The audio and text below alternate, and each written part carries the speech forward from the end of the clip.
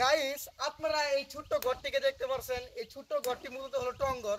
এটা আমাদের অঞ্চলে টঙ্গর বলে, বিশেষ করে পাহাড়ি অঞ্চলে এটাকে সবসময় টঙ্গর বলে। এই ঘরের কোনো থাকে না, উপরে শুধু ছাউনি থাকে, সাইডে কোনো বেড়া থাকে না। এই ঘরটা আসলে কিসের জন্য তৈরি করছে আপনাদেরকে একটু বলি।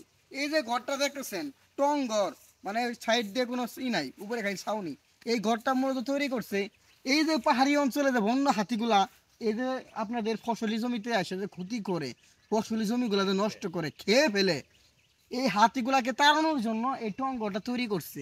আমাদের অঞ্চলের পাহাড়ি অঞ্চলের যে মানুষগুলা, তারা যখন হাতিকে তাড়াতে যায় তখন কিন্তু তাদের একটা সুন্দর একটা প্লেস দরকার, একটা লোকেশন দরকার, কোন জায়গায় তারা রাত্রি যাপন করবে।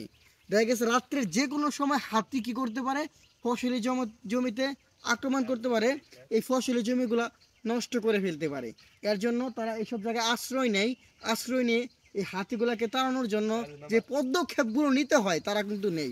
তো এই টংঘরটা কেমন লাগছে আপনারা কমেন্ট করে জানাবেন, জায়গাটা কেমন লাগছে কমেন্ট করে জানাবেন। এরপরে আরও ভিডিও নিয়ে আসবো ইনশাল্লাহ। আল্লাহ হাফেজ।